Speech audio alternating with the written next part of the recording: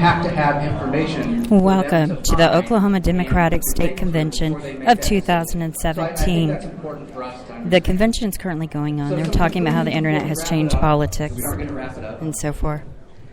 So you should be able to hear it. I'm just going to put this here so you can hear what is going on. And we do understand how the other side thinks. Like we know what issues that we can use. And we've done this work over time, and that's why we're sharing some of this with you today. Like I said, there's a whole trove of data that the state party has access that we've shared. So we're starting to see ways to make sure that we can communicate more effectively and use messages that these voters respond to. We need to make sure that we put faces and voices of working class people out there as candidates. The vice chair mentioned it in his fiery speech this morning. We need teachers, we need firefighters, we need rank and file workers, blue collar workers running for office. The more that we can put real faces and real voices, and it's no disrespect to elected officials, but those who are real faces and real voices are much more trusted by voters. And I'm a firm believer in very strong earned media strategies. I think the more that we can take things that happen in the State House and translate it to a local level with real people talking about how something impacts them, the better we can do. Understanding billion-dollar budgets, it's out of the realm of most people's thinking, including mine. But when you talk about the impact on a local school, a local hospital, someone's family, it really hits home. Because they may know those people, but they know they're from their community, they know they're real people just like them, and they're more likely to listen to them. And then finally, we've said it many times, no more or. We have to talk about all the different things that we can do and talk about getting working class voters out, and African Americans, and Hispanics, and Native Americans, and everyone else. So how can we use all of this to win elections? And we've gone through a little bit of this. But we now understand how voters make decisions. We have to use values more than issues. All right, this is more of a lecture than the resolutions are yet to come, rules are yet to come. This is again the Oklahoma State Democratic Convention of 2017, filled with information, inspirations.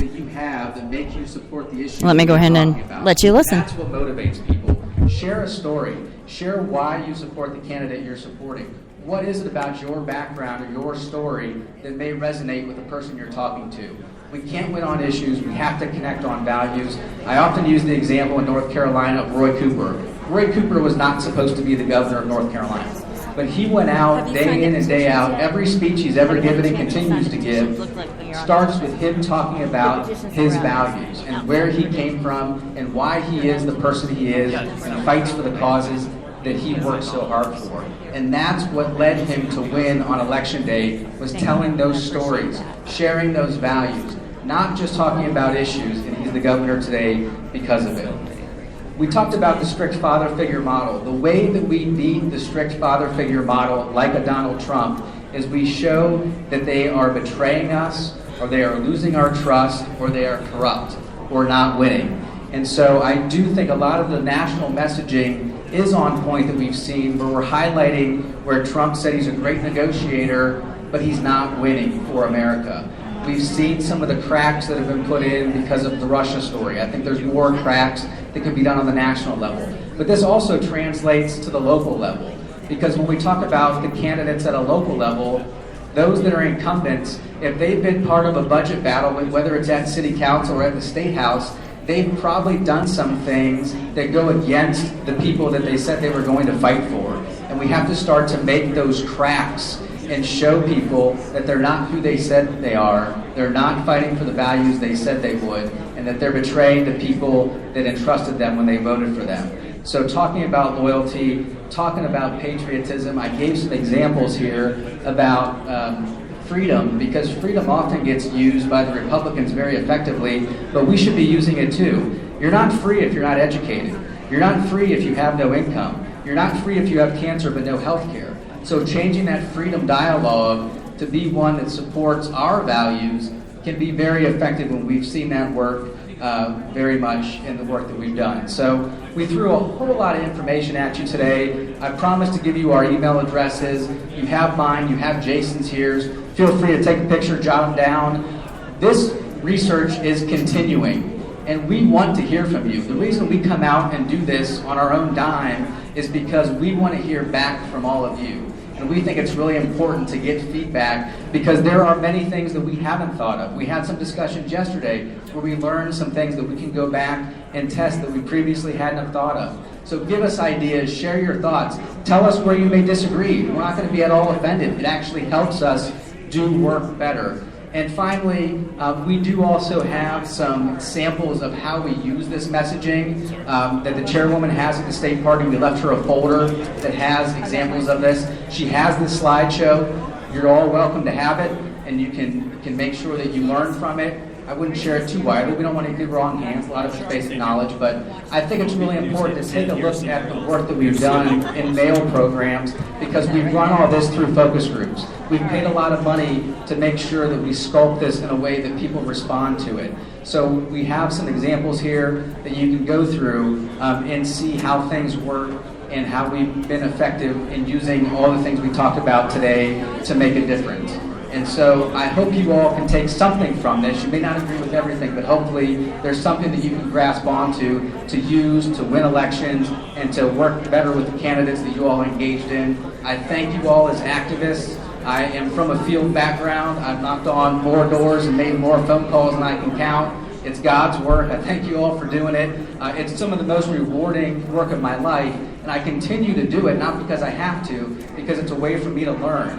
And so I take all of this that I see in polling, that I see in focus groups, and I go out in the real world and see if it works. Because those that are DC consultants and folks that think they know everything oftentimes don't do that, and that's the only way to learn. So we ask all of you, when you start to go and knock on doors and make phone calls, communicate with the state party. Let them know what's working, what's not working, because we need to hone messages, and the only way to do that is to hear from all of you about your experiences and what's most effective. So thank you all for the time. I hope you found some value, and we really look forward to being here again with you.